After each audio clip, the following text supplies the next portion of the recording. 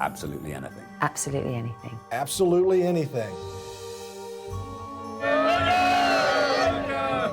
Well, Simon Pegg plays the teacher. Neil Clark is given the power to do anything by a conglomerate of aliens. He realizes through trial and error that he has to be very literal with his commands when it comes to using this power, because otherwise terrible things happen. It's just a series of catastrophic mistakes. So he sort of has to learn about the responsibility that comes with great power. Weather, be like it is in Los Angeles. I didn't mean be like it is in Los Angeles right this moment. It's the middle of the night, for crying out loud. And Kate Beckinsale. My character works in television with her boss being Joanna Lumley, who's quite a fearsome creature. Fenella, she's a complete witch. She has a book programme, but I think she's never read a book. I don't think she reads books. I think she has a lot of researchers. And my character's sort of a bit more idealistic. Her character and Simon's characters would know each other because of being neighbours and, you know, but not necessarily intimately well. And then she sort of gets kind of embroiled into his whole drama that happens. And Sanjeev Bhaskar plays Neil's sidekick. Ray is the one person that Neil entrusts with the information that he has these special powers. In turn, Ray kind of tries to get Neil to use his special powers to benefit Ray to kind of comic and somewhat disastrous consequences. Eddie Izzard plays the head teacher.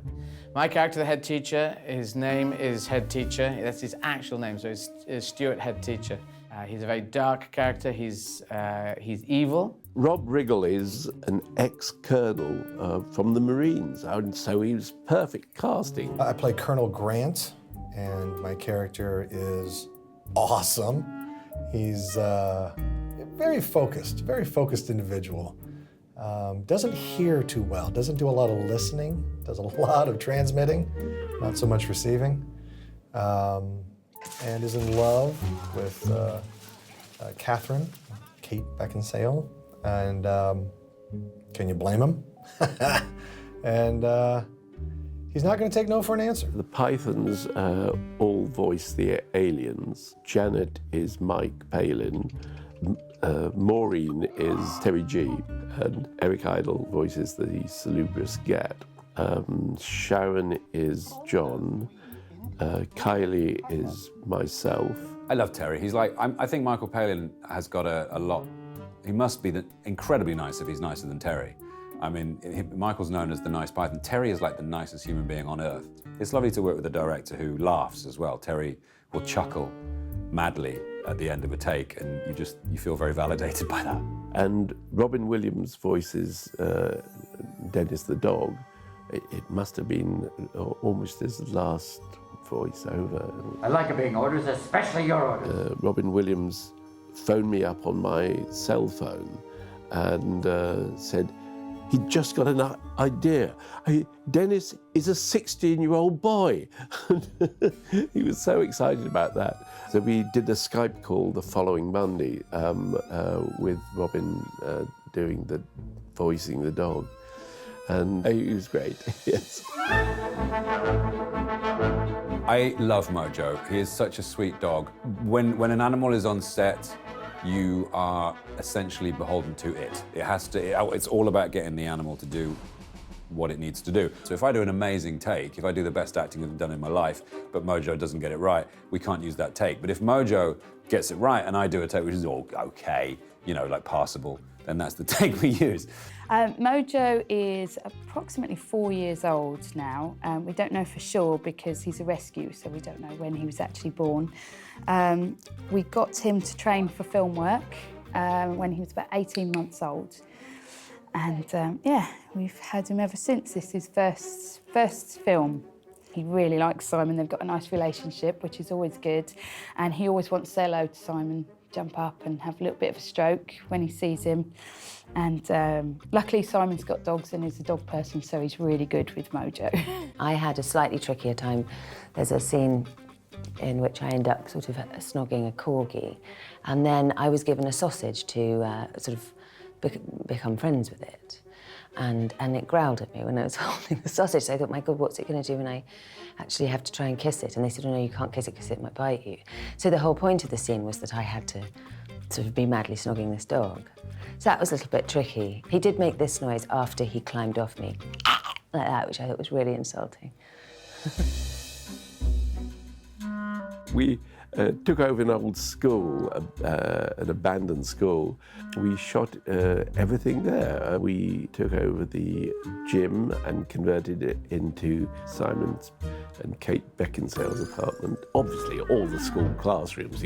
We shot in the corridors, and Bill and Ben shot the graveyard scene out the back in the wild bit of garden. So conveniently close to my house in Highgate. I mean, the strange thing about this school is that I thought we were just shooting the school stuff here because it's a school, but what it's turned into is some kind of mini Pinewood with a back lot that we were shooting.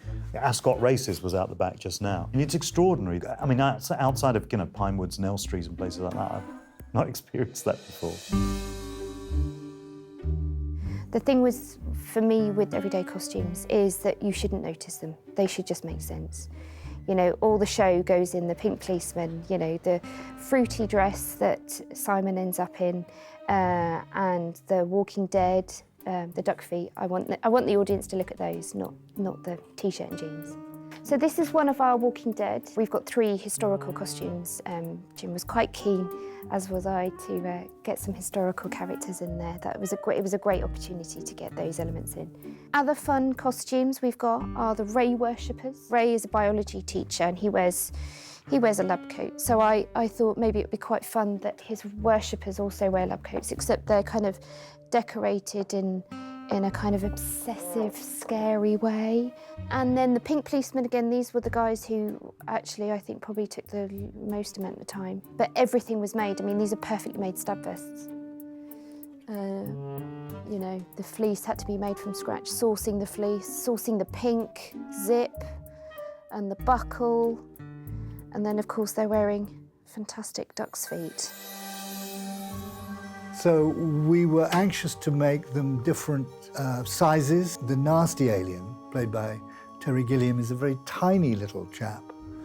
John Cleese is the chief alien, and he's bigger than everybody else. We wanted to play with scale, and also we wanted the idea that these aliens came from different galaxies. Very early on, we decided that none of them would be wearing clothes. So that meant we were interested in texture and color and silhouette.